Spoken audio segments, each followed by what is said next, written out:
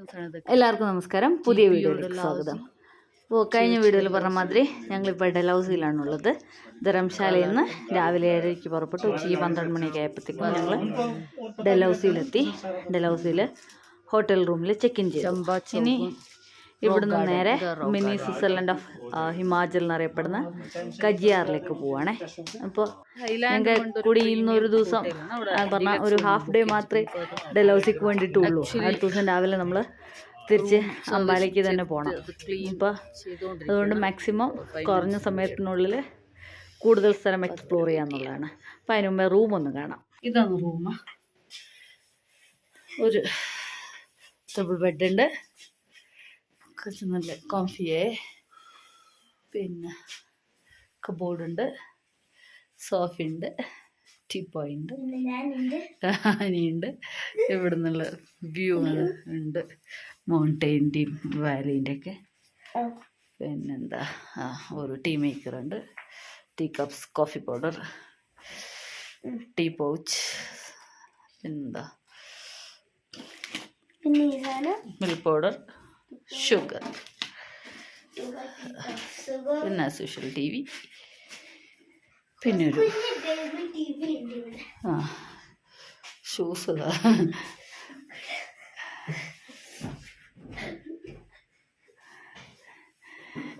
ഇനി ഒരു വാഷ്റൂം, ടോയ്ലറ്ററീസും. 12 ആയപ്പോൾ തന്നെ ഞങ്ങൾ ബുക്ക് ചെയ്ത ടാക്സി വന്നിട്ടുണ്ടായിരുന്നു. ഞങ്ങൾ ഇനി നേരെ കജിയാറിലേക്ക് പോവാണ്. ഞാൻ പറഞ്ഞല്ലോ, നമ്മൾ ഡൽഹൌസിയിലെ ഗാന്ധി ചൗക്കിൻ്റെ തൊട്ടടുത്താണ് ഞങ്ങൾ ബുക്ക് ചെയ്ത ഹോട്ടൽ. ഇതാണ് ഗാന്ധി ചൗക്ക്. ഇപ്പോൾ ഇവിടെ ഒരു ഗാന്ധി പ്രതിമയുണ്ട്, അതുകൊണ്ടാണ് ഈ സ്ഥലം ഗാന്ധി ചൗക്ക് എന്ന് പറയപ്പെടുന്നത്. ഇപ്പോൾ ഈ ഗാന്ധി ചൗക്കിന് ചുറ്റും ഒരു ഹാപ്പനിങ് പ്ലേസ് ആണ്, ഒരു മാർക്കറ്റൊക്കെ പോലെ. ഇതിൻ്റെ അടുത്ത് തന്നെ ഒരു ടിക്കറ്റിംഗ് മാർക്കറ്റ് ഉണ്ട്. അത് നമുക്ക് തിരിച്ച് വന്നിട്ട് എക്സ്പ്ലോർ ചെയ്യാം. ഇനിയിപ്പോൾ നമ്മൾ നേരെ കജിയാറിലേക്കാണ് പോകുന്നത്. ഗാന്ധി ചൗക്കിൽ നിന്ന് 21 കിലോമീറ്ററാണ് കജിയാറിലേക്കുള്ളത്. വളരെ കുറേ ഹെയർപിൻ വളവുകളൊക്കെ ഉള്ള ഇങ്ങനെ വളഞ്ഞ് പോകുന്ന ഒരു സീനിക്കായ ഒരു റൂട്ടാണ് ഡൽഹൌസി പബ്ലിക് സ്കൂൾ. ഡൽഹൌസിയിലെ ഗാന്ധി ചൗക്ക് ടു കജിയാർ എന്ന് പറഞ്ഞത്. ഇപ്പോൾ നമ്മൾ കാണുന്നത് ഡൽഹൌസി പബ്ലിക് സ്കൂളിൻ്റെ ഏരിയയാണ്. അപ്പോൾ ഇതൊരു വലിയ ഏരിയ എന്നാലും മുഴുവനായിട്ടും ഈ സ്കൂളാണ്. വഴിയിൽ കാണുന്ന ഈ ഫ്ലവർ ബാസ്ക്കറ്റ്സും ഒക്കെ സ്കൂളുണ്ട്. അത് ബിൽഡിങ്സ് ഒക്കെ കണ്ടില്ലേ. അപ്പം ഇങ്ങനെ ലെഫ്റ്റ് സൈഡിൽ കുറേ ദൂരത്തിൽ ഈ ഡൽഹൌസി പബ്ലിക് സ്കൂളിൻ്റെ ഏരിയ ഇങ്ങനെ വിശാലമായിട്ട് കിടക്കുകയാണ്. ഈ ഡൽഹൌസി പബ്ലിക് സ്കൂൾ എന്ന് പറയുന്നത് ഒരു ഇൻ്റർനാഷണൽ സ്കൂളാണ്, ഇൻ്റർനാഷണൽ ബോർഡിംഗ് സ്കൂളാണ്. അപ്പോൾ കുറച്ച് എക്സ്പെൻസീവാണ്, ഹൈഫൈ ആയിട്ടുള്ള ഒരു സ്കൂളാണ് ആക്ച്വലി. അപ്പോൾ അതിൻ്റെ പ്രത്യേകത എന്താ വെച്ചാൽ ഹിമാചലിൽ ഏകദേശം 7000 അടി ഉയരത്തിലാണ് സ്ഥിതി ചെയ്യുന്നത്. പിന്നെ അതിൻ്റെ ഒരു ഹോളിസ്റ്റിക് ടീച്ചിങ് അപ്രോച്ചും അതേപോലെ യുണീക്കായിട്ടുള്ള സ്പോർട്സ് ആക്ടിവിറ്റീസ്, അതിപ്പോൾ സാധാരണ സ്കൂളുകളൊന്നും ഇല്ലാത്ത മാതിരി ട്രക്കിംഗ്, പോളോ, അതൊക്കെയാണ് അവിടെ ചെയ്യുന്നത്. പിന്നെ എല്ലാ ദിവസവും ഇൻ്റർനാഷണൽ ട്രിപ്സ് ഉണ്ട്. അങ്ങനത്തെ ഒരു യുണീക്ക് ടീച്ചിങ് സ്റ്റൈലാണ്. അപ്പോൾ ഈ കാണുന്നത് ബീച്ചസ് പാർക്ക് എന്ന് പറഞ്ഞാൽ ഡൽഹൌസി പബ്ലിക് സ്കൂളിൻ്റെ വഴിയായിട്ടുള്ള ഒരു പാർക്കാണ്. നമുക്ക് തിരിച്ചു വരുമ്പോൾ എക്സ്പ്ലോർ. അങ്ങനെ ഞങ്ങൾ ഈ ഡൽഹൌസി പബ്ലിക് സ്കൂളിൻ്റെ ഏരിയ ഒക്കെ കഴിഞ്ഞിട്ട് പോവാണ്. നല്ല കുറേ ഭംഗിയുള്ള മലകളും ദേവദാരു വൃക്ഷങ്ങളൊക്കെ ആയിട്ടുള്ള നല്ല സീനിക് റൂട്ടാണ്. അപ്പോൾ ഹിമാചൽ പ്രദേശ് അറിയപ്പെടുന്നത് തന്നെ ദേവഭൂമിയാണ്, ലാൻഡ് ഓഫ് ഗോഡ്, ദൈവത്തിൻ്റെ സ്ഥലം. അപ്പോൾ ഇതൊക്കെ ഡൽഹൌസി പബ്ലിക് സ്കൂളിലത്തെ ആഡാണ് അതിൻ്റെ. അങ്ങനെ ഞങ്ങളത് ഇവിടെ ഒരു വ്യൂ പോയിന്റ് ഉണ്ട്. അപ്പം ഞങ്ങൾ ഇവിടെ ആണെങ്കിൽ ഫോട്ടോഷൂട്ടിന് വേണ്ട ഓപ്ഷൻ ഒക്കെ, മൊയലിനെയും പ്രാവിനെയും ഫ്ലവർ ബാസ്ക്കറ്റ് ഒക്കെ എടുത്തിട്ട് അതിന് വേണ്ടി ഞങ്ങൾ നിർത്തി. നല്ല ഭംഗിയുള്ള ഒരു സ്ഥലമായിരുന്നു. എന്തായാലും നല്ല ഒരു വ്യൂ പോയിൻ്റാണ്. നമുക്ക് ഡൽഹൌസിയിലത്തെ മലകളുടെയും താഴ്വരയുടെ ഒക്കെ ഭംഗി നന്നായിട്ട് നമുക്ക് ഇവിടുന്ന് ആസ്വദിക്കാൻ പറ്റും. കണ്ടോ, നന്നായിട്ട് ക്യാപ്ചർ ചെയ്യാൻ പറ്റുന്നുണ്ട് നമുക്കതൊക്കെ. ഈഗിളിനെയും മൊയലിനെയും ഫ്ലവറൊക്കെ വെച്ച് ഫോട്ടോ എടുക്കാം. പക്ഷെ എനിക്ക് മൊയലിനെ പേടിയാണ്, അതുകൊണ്ട് ഹനി എടുക്കില്ല. നീ ആ ഫ്ലവർ മാത്രം പിടിച്ചെടുക്കുന്ന അത് ഈ അങ്കിളിനോട് പറയാ. അച്ഛൻ ഫോൺ വെക്കട്ടെ.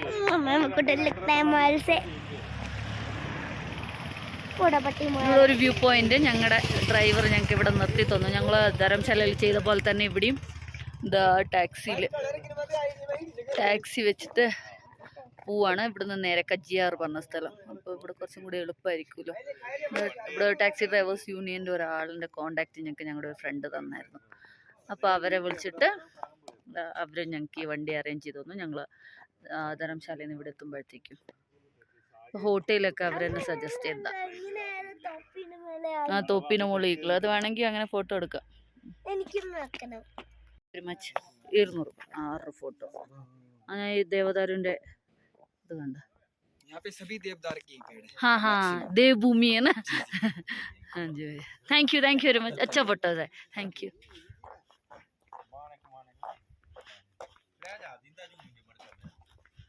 ഞങ്ങൾ ആ പയ്യനെ കൊണ്ട് ഫോട്ടോ എടുപ്പിച്ചു. ഒരു ഫോട്ടോ 40 രൂപ.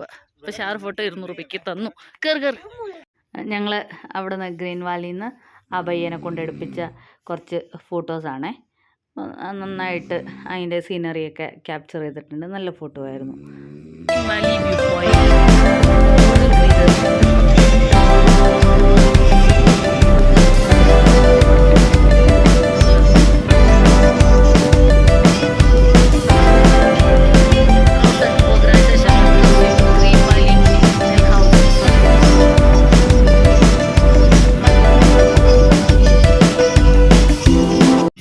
ഇപ്പം നമ്മൾ എത്തിയിരിക്കുന്നത് കാലാടോപ്പ് വൈൽഡ് ലൈഫ് സാങ്ച്വറി എന്ന് പറഞ്ഞിട്ട് ഒരു ചമ്പ ഡിസ്ട്രിക്റ്റിൽ സ്ഥിതി ചെയ്യുന്ന ഡൽഹൌസിക്ക് അടുത്തുള്ള വൈൽഡ് ലൈഫ് സാങ്ച്വറി.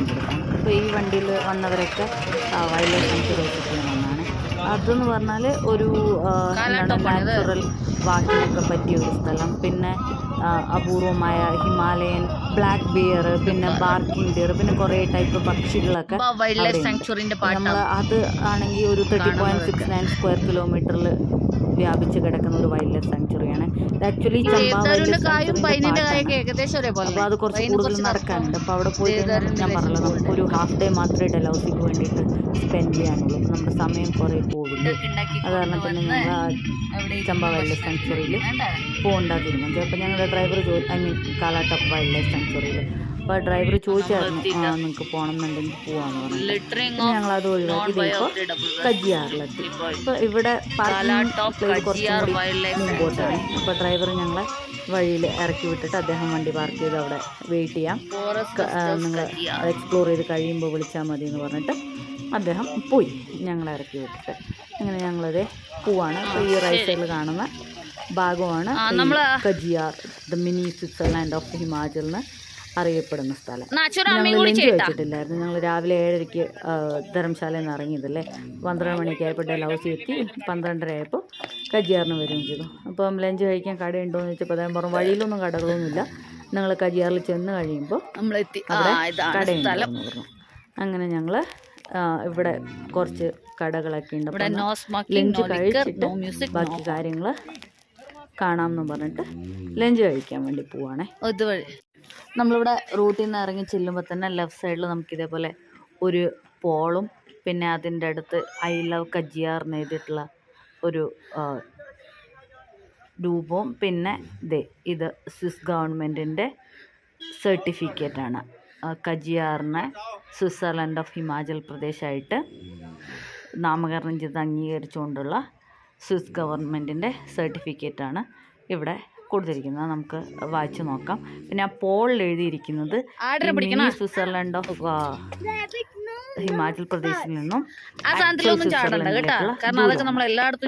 ഇറങ്ങി നേരെ പോകുമ്പോൾ താഴെ കുറേ കടകളുണ്ട്. ഇപ്പോൾ റൈറ്റ് സൈഡിൽ കാണുന്ന പോലെ തന്നെ ലെഫ്റ്റ് സൈഡിലും കുറേ റെസ്റ്റോറൻറ്റ്സ് ഉണ്ട്. അപ്പോൾ അവിടെ കഴിക്കാൻ വേണ്ടിയിട്ടാണ് ഞങ്ങൾ പോകുന്നത്. ഇപ്പോൾ ഇവിടെ ഫ്ലവർ ബാസ്ക്കറ്റ് ഫോട്ടോ എടുക്കാനുള്ള ഓപ്ഷൻ ഉണ്ട്. അപ്പോൾ അദ്ദേഹം ഫോട്ടോ എടുക്കണമെന്ന് ചോദിച്ചിട്ട് അത് ഓൾമോസ്റ്റ് ഹിമാചലത്തെ എല്ലാ ഹിൽ സ്റ്റേഷനിൽ പോയാലും നമുക്ക് ഇത് കാണാൻ സാധിക്കും. ഹിമാചലി ട്രഡീഷണൽ ഡ്രസ്സ് ഇട്ടിട്ട് ഒക്കെ ഫോട്ടോ എടുക്കാം. ഇതാണ് കജിയാറിൻ്റെ ഭംഗി. നടുക്ക് കാണുന്നത് കജിയാർ ലേക്കാണ്. അപ്പോൾ ഇതിപ്പോൾ ആ ഞങ്ങളുടെ ഫ്രണ്ട് പറഞ്ഞ പെഹൽഗാമിൻ്റെ ഒക്കെ പോലത്തെ ഒരു അറ്റ്മോസ്ഫിയറാണ് ഞങ്ങൾക്ക് ഫീൽ ചെയ്യുന്നത്. അങ്ങനത്തെ ഒരു ആക്ച്വലി കജിയാർ ഹിമാചലത്തെ ഒരു ഡൽഹൌസിയിലത്തെ ഒരു താഴ്വരയാണ്. നമുക്ക് എന്തായാലും ലഞ്ച് കഴിക്കാം. അടിപൊളിയാ.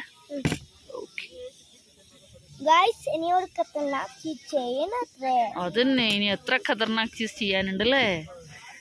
അത് ഉറപ്പായിട്ടും ചെയ്യിപ്പിക്കും. കുഞ്ഞിനമ്മ കാശ്മീരിലെ കുതിര പുറത്തേറ്റാൻ പറ്റിയില്ല, എവിടെയെങ്കിലും കയറ്റും. ഇത് ഹിമാചലത്തെ മിനി സ്വിറ്റ്സർലൻഡാന്ന് തോന്നുന്നു. ഇനി ഒരു മാഗിയും ഞങ്ങൾ ബട്ടർ ചിക്കനും തവാ റൊട്ടിയാണ് കഴിച്ചത്. സാലഡും. ലഞ്ചൊക്കെ കഴിഞ്ഞിട്ട് ഞങ്ങൾ ഇനി ഇവിടുത്തെ കാഴ്ചകളിലേക്ക് ഇറങ്ങുകയാണ്. സമുദ്രനിരപ്പിൽ നിന്ന് 6500 അടി ഉയരത്തിൽ സ്ഥിതി ചെയ്യുന്ന ഒരു പ്ലാറ്റിയോ ആണ് കജിയാർ എന്ന് പറയുന്നത്. ഈ സ്ഥലത്തിന്റെ ഭൂമിശാസ്ത്രപരമായ പ്രത്യേകതകളും ഭംഗിയും കൊണ്ട് 1992 ജൂലൈ 7 മുതൽ ഈ സ്ഥലം മിനി സ്വിറ്റ്സർലാൻഡ് എന്നറിയപ്പെടാൻ തുടങ്ങി. അപ്പോൾ ആക്ച്വൽ സ്വിറ്റ്സർലാൻഡുമായിട്ടുള്ള ടോപ്പോഗ്രാഫിക്കൽ സാമ്യതയുള്ള 160 ലൊക്കേഷൻസിൽ ഒരു ലൊക്കേഷനായിട്ടാണ് സ്വിസ് ഗവൺമെൻറ് ഈ സ്ഥലത്തിനെ തിരഞ്ഞെടുത്തിരിക്കുന്നത്. നമ്മൾ നേരത്തെ കണ്ട പോളിൽ ഉള്ളത് സ്വിറ്റ്സർലൻഡിൻ്റെ തലസ്ഥാനമായ ബേണിലേക്ക് ഇവിടെ നിന്നുള്ള ദൂരമാണ്. അതായത് ഞങ്ങളിവിടെ എത്തിയപ്പോൾ തന്നെ ഒരു ഭയ്യ ഹനീൻ്റെ ഫോട്ടോ എടുത്തു തരാമെന്നും പറഞ്ഞിട്ട് വന്നിട്ടുണ്ടായിരുന്നു. അപ്പോൾ അതേ ഞങ്ങൾ ലഞ്ച് കഴിച്ച് കഴിയുന്നവരെയും വെയിറ്റ് ചെയ്തു. പിന്നെ വേണ്ടാന്ന് പറഞ്ഞു, മോശമല്ലേ എന്ന് വിചാരിച്ച് ഫോട്ടോഷൂട്ട് ഒരു ഫോട്ടോയ്ക്ക് 30 രൂപയാണ് അദ്ദേഹം പറഞ്ഞത്. പ്രിൻ്റ് ഒന്നും തരില്ല, സോഫ്റ്റ് കോപ്പി ആയിട്ട് നമ്മുടെ കയ്യിലുള്ള ഡിവൈസിൽ തരും, മൊബൈലിലോ ടാബിലോ ഒക്കെ അദ്ദേഹം കോപ്പി ചെയ്ത് തരും ഫോട്ടോസ്. അപ്പോൾ എനിക്കാണെങ്കിൽ ഇതൊക്കെ വലിയ സന്തോഷമുള്ള കാര്യം, ഇങ്ങനെ ഫോട്ടോസൊക്കെ എടുക്കുന്നത്. അതായതൊക്കെ അദ്ദേഹം എടുത്ത കുറച്ച് ഫോട്ടോസാണ്. അപ്പോൾ ഞാൻ പറഞ്ഞല്ലോ, ഒരു ഫോട്ടോന് 30 രൂപയാണ് ആദ്യം പറഞ്ഞത്. പിന്നെ നമ്മൾ ബാർഗെയിൻ ചെയ്ത് കഴിയുമ്പോൾ ഒരു ഇത്തിരി അങ്ങോട്ടും ഇങ്ങോട്ടൊക്കെ കുറച്ച് അവർ അഡ്ജസ്റ്റ് ചെയ്യും. ഇനി ഞങ്ങൾ പോകുന്നത് ഹനീൻ്റെ ജീവിതത്തിലെ ഏറ്റവും പ്രധാനപ്പെട്ട ഒരു കാര്യം ചെയ്യാൻ വേണ്ടിയിട്ടാണ്. ഹനി ഇതുവരെ ചെയ്തിട്ടില്ല. അപ്പോൾ ഞങ്ങൾ ഇവിടെ വരുന്നതിന് മുമ്പ് തന്നെ ഞങ്ങളുടെ ഫ്രണ്ട് പറഞ്ഞിട്ടുണ്ടായിരുന്നു കുട്ടികൾക്ക് വേണ്ടിയിട്ടുള്ള പാരാഗ്ലൈഡിങ് ഓപ്ഷൻ അവിടെ ഉണ്ട്. അപ്പോൾ അത് വേണ്ടിയിട്ടാണ്. ആദ്യം ഹനിക്ക് ഒരു ഇത്തിരി മടിയൊക്കെ ഉണ്ടായിരുന്നു. പിന്നെ പറഞ്ഞു ചെയ്യാന്നുള്ള രീതിയിലായി. അപ്പോൾ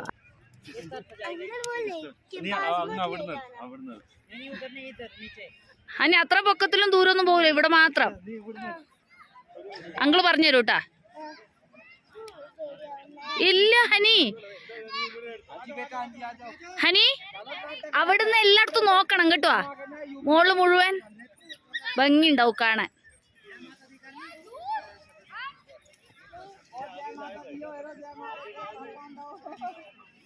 അവിടെ പിടിക്കേ. യെസ്,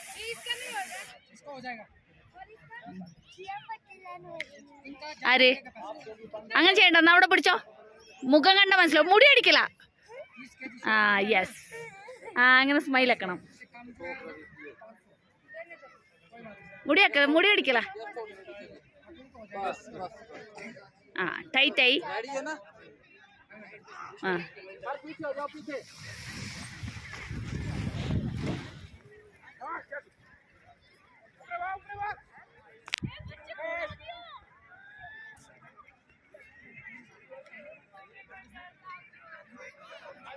അങ്ങനെ അതായിരുന്നു ഹനിയുടെ ഫസ്റ്റ് എവർ പാരാഗ്ലൈഡിങ് എക്സ്പീരിയൻസ്.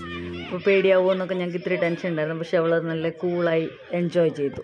അപ്പോൾ വലിയവർക്ക് വേണ്ടിയുള്ള പാരാഗ്ലൈഡിങ് ഇവിടുന്ന് കുറച്ചും കൂടി മുമ്പോട്ട് പോയി കഴിയുമ്പോൾ ഉണ്ട്. ഇപ്പോൾ കുട്ടികൾക്ക് വേണ്ടിയുള്ള ഇതിൻ്റെ റേറ്റ് 500 രൂപയും വലിയവരുടേത് 2500 രൂപയാണ്. പിന്നെ ഞങ്ങളത് ചെയ്തില്ല.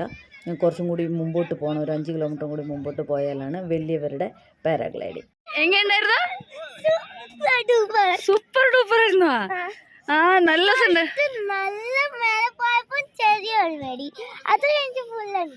പക്ഷെ നല്ല രസമുണ്ടായിരുന്നു കാണാൻ. കേട്ടോ, നല്ല സീറ്റ്, കാർ സീറ്റ് പോലത്തെ സീറ്റൊക്കെ കിട്ടിയില്ലേ? സൂപ്പർ. ആ ബോള് വലിയവർക്കാ തോന്നുന്നു. ഇവിടെ ഒരു ലേക്ക് ഉണ്ട്.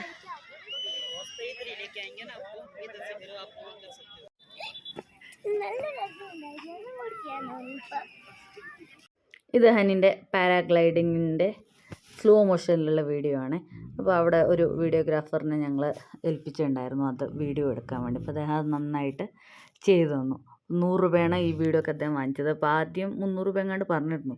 പിന്നെ നമ്മളിത്തിരി ബാർഗെയിൻ ചെയ്ത് അത് 100 രൂപയിൽ എത്തിക്കുകയാണ് ചെയ്തത്. പക്ഷേ എന്തായാലും അതൊരു നല്ല അസെറ്റായിരുന്നു ഞങ്ങൾക്ക്. കാരണം നമ്മളെടുത്ത് എന്തായാലും അത്രയും നന്നായിട്ട് വരും എന്നറിയില്ലല്ലോ. അപ്പോൾ അവരാകുമ്പോൾ അവർക്കത് ചെയ്ത് എക്സ്പീരിയൻസ് ഉണ്ട്. അപ്പോൾ അദ്ദേഹം എന്തായാലും അത് നന്നായിട്ട് തന്നെ എടുക്കുകയും ചെയ്തു. അപ്പം നമുക്കിതൊരു മെമ്മറി ആണല്ലോ. ഹനീൻ്റെ എക്സൈറ്റ്മെൻറ്റും സന്തോഷമൊക്കെ നമുക്ക് ഈ വീഡിയോ കാണുമ്പോഴാണ് ശരിക്കും മനസ്സിലാവുന്നത്. നമ്മളെടുത്തതിൽ അത്രയും ക്ലിയറായിട്ട് അത് ക്യാപ്ചർ ചെയ്യാൻ പറ്റിയിട്ടുണ്ടായിരുന്നില്ല. അപ്പോൾ ഈ വീഡിയോയിൽ അവളുടെ സന്തോഷവും ആദ്യമായിട്ട് ഫ്ലൈ ചെയ്യുന്നതിൻ്റെ ആ ഒരു എക്സൈറ്റ്മെൻറ്റും ഒക്കെ നല്ല എവിഡൻ്റാണ്. അപ്പോൾ ആദ്യം ഇത്തിരി ടെൻഷനൊക്കെ ഉണ്ടായിരുന്നെങ്കിലും അവൾ നന്നായിട്ട് എൻജോയ് ചെയ്തു എന്ന് ഈ വീഡിയോ കണ്ടപ്പോഴാണ് ഞങ്ങൾക്ക് 100% ഉറപ്പായത്. എന്തായാലും അത് നല്ലൊരു എക്സ്പീരിയൻസ് ആയിരുന്നു. അടുത്ത ഹോഴ്സ് റൈഡിങ്. ഷോർട്ട് ഉണ്ട്, ലോങ് ഉണ്ട്. ഷോർട്ടിന് 500, ലോങ്ങിന് 1000. പിന്നെ ഷോർട്ടിന് 500 ഇത്തിരി പാർക്കിങ് ചെയ്ത് 450 ചെയ്തു തരാൻ പറഞ്ഞു. ഞാൻ ഹോഴ്സ് റൈഡിങ് ചെയ്യാൻ പോകുന്നത്. ഹനീൻ്റെ ഹോഴ്സ് റൈഡിങ് സെൻറ്റർ. ഇവിടെ ഹനീൻ്റെ ബ്ലാക്ക് കളർ ഹോഴ്സ്.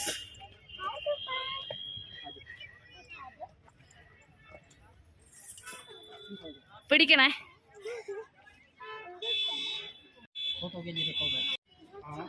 नहीं हनी आराम से. നല്ല വലിയ വാലൊക്കെ ഉള്ള കുതിര. നീ വയ്യ ഹനി, ഞാൻ പുറകിലുണ്ട് ട്ടാ. നേരെ നോക്കണേ സീത. അല്ലെങ്കിലും വീഴൊന്നുമില്ല, കാലവിടെ ലോക്കല്ലേ, അതുകൊണ്ട് വീഴൂല കേട്ടാ.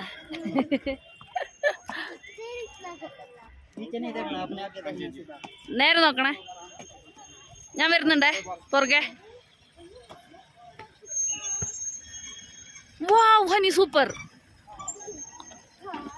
ഇനി റോഡിൽ ആരാംസ് നടക്കൂട്ടാ.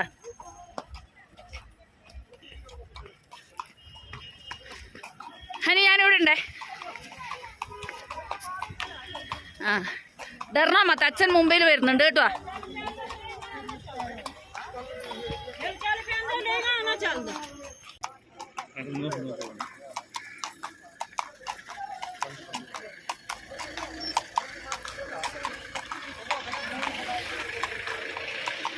ഇത് ഹനീൻ്റെ 3ാമത്തെ ഹോഴ്സ് റൈഡിങ് എക്സ്പീരിയൻസ് ആണ്. ഇതിനു മുമ്പ് 2 പ്രാവശ്യം ഞങ്ങൾ നാട്ടിൽ നിന്ന് ചെയ്തിട്ടുണ്ടായിരുന്നു. ഒരു പ്രാവശ്യം ചൂട്ടാട് ബീച്ചിലും പിന്നെ ഒരു പ്രാവശ്യം മാട്ടൂലോ പെറ്റ് സ്റ്റേഷനിലും. ഹോഴ്സ് റൈഡിങ് ചെയ്യാൻ വേണ്ടി ഞാൻ ഈ ഹനീൻ്റെ പുറകെ ഞങ്ങളിങ്ങനെ നടക്കുവാണ്. അപ്പോൾ ഇവിടെ ചലോ ചമ്പ എന്നൊക്കെ എഴുതിയിട്ടൊരു നെയിം ബോർഡൊക്കെ ആണ്. പറഞ്ഞല്ലോ കജിയാർ സ്ഥിതി ചെയ്യുന്നത് ചമ്പ ഡിസ്ട്രിക്റ്റിലാണ്. പിന്നെ ഇവിടെ പുൽമേട്, അവിടെ ഒരു ആയുർവേദിക് തെറാപ്പി അതൊക്കെ യൂസ് ചെയ്യാൻ പറ്റും. ഇവിടെ റെസ്റ്റ് ഹൗസ് ഒക്കെ ഉണ്ട്. ഇത് പഞ്ചകർമ്മ ചികിത്സ ഉണ്ട്, പറഞ്ഞത് അങ്ങോട്ടാ ആയുർവേദ ഹോസ്പിറ്റൽ. ഇവിടെയൊക്കെ കുതിരയുണ്ട്, നിറയെ ആൾക്കാർ റൈഡിങ് ചെയ്യുന്നുണ്ട്. പിന്നെ ഞങ്ങൾ ചെയ്തില്ല, ഇങ്ങനെ മാത്രം ചെയ്യിപ്പിച്ചു. ഇവിടെ ഫോറസ്റ്റിലൊക്കെ പോവും.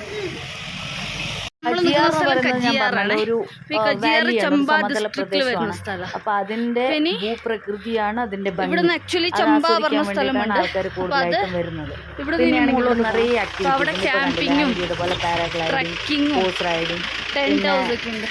ഒരു റൗണ്ട് ഇവിടെ നല്ല വ്യൂ ആണ്.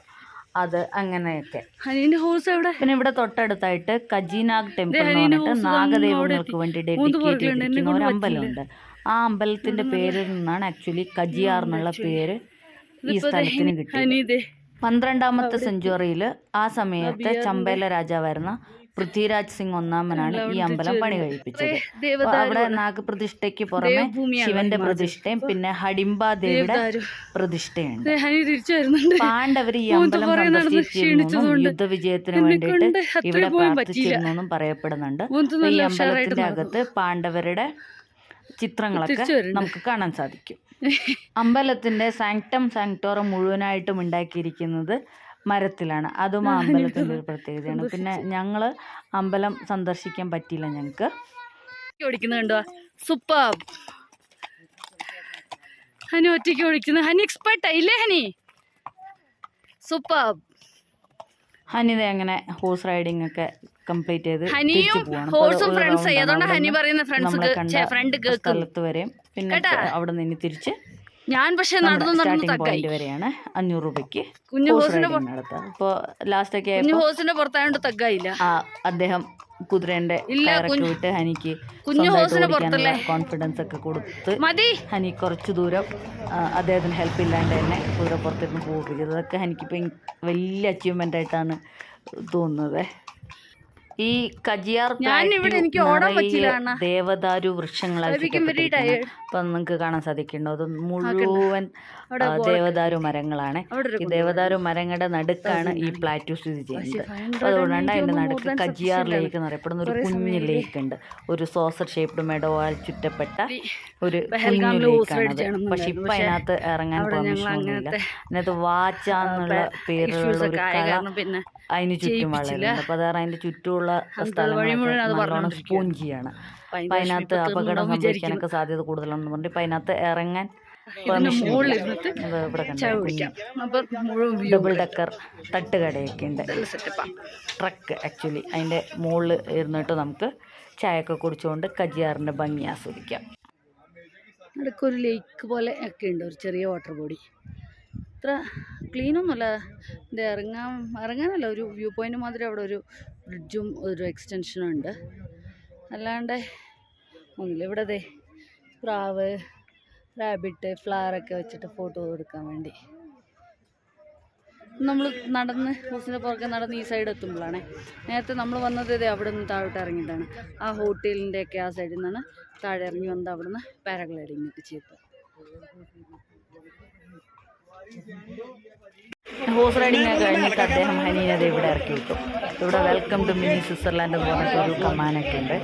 അപ്പം അതിൽ കൂടെ ഞങ്ങൾ പിന്നെയും അകത്തേക്ക് നടക്കുകയാണ്. അപ്പം ഇനിയും അവിടെ കുറേ ആക്ടിവിറ്റീസ് ഒക്കെ ചെയ്യണം എന്ന് പറഞ്ഞ് വാശി പിടിച്ചാണ് പോകുന്നത്. ഇനി നോക്കാം എന്തൊക്കെയാണ്. ഹനി എവിടെ പോന്നേ?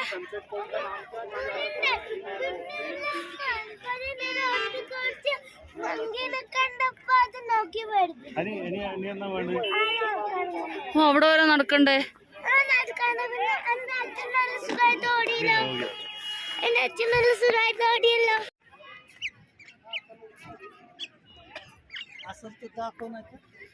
चेतावनी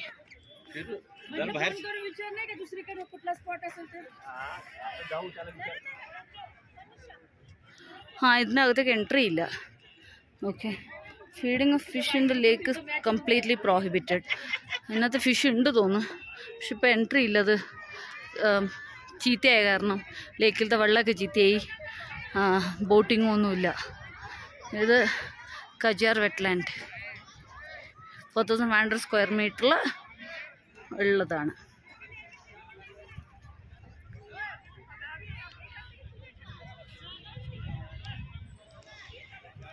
ഇപ്പോൾ ഹനിയും മൂന്നും ആ ബോളിൽ കയറണം മണ്ടുകൊണ്ട്. ആ ബോളിന് എത്ര രൂപയാന്ന് അറിയില്ല, അതിൻ്റെ പേരും എനിക്ക് ശരിക്കും അറിയില്ല. അതിനെന്താണോ പറയുക, എന്തായാലും അതിനകത്ത് കാരണം പറഞ്ഞിട്ടാണ് പോണത്, എന്താ അറിയില്ല.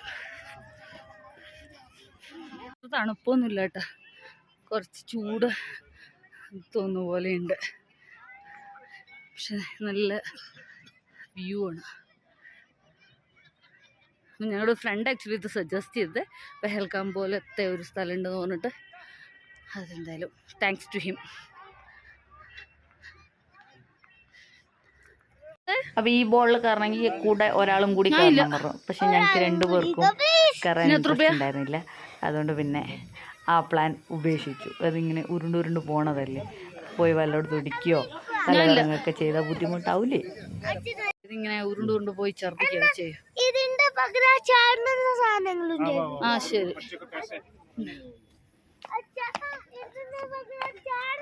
അതിന് എത്ര രൂപയായിരുന്നു? 2500. പക്ഷെ അത് വേണ്ട, അത് ഫുള്ള് ഉൾട്ടിയാവും, ഉൾട്ടി വരും ഹനി. ബേൽപുരിയൊക്കെ വെക്കുന്ന ഹനീനെ പോലെ അതാരോ പാരാഗ്ലൈഡിങ് ചെയ്യുന്നു അവിടെ. കുറച്ച് പാരാഗ്ലൈഡിങ് സൂപ്പർ ആയിരുന്നല്ലേ.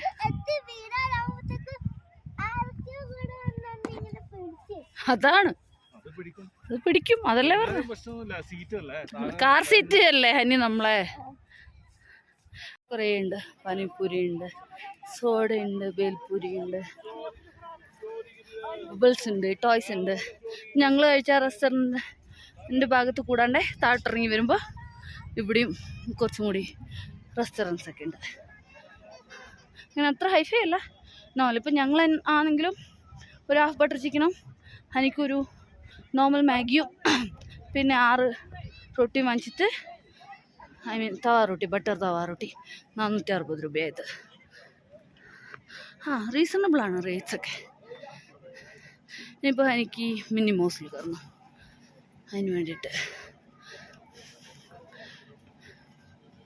ഇവിടെ ഒരു ഗസ്റ്റ് ഹൗസ് ഒക്കെ ഉണ്ട്, നമുക്ക് റൂംസ് ഉണ്ട്, ഇവിടെ തന്നെ വന്ന് സ്റ്റേ ചെയ്യാം. ഇതെത്രയാ? ഇതിനെത്രയാ? 50 ഉള്ളൂ. അമ്പലമൊക്കെ ഇതിന് 100. അത് അങ്കിള് ഹെൽപ്പ് ചെയ്യില്ലേ? 10 മിനിറ്റ്സിന് 50 രൂപ.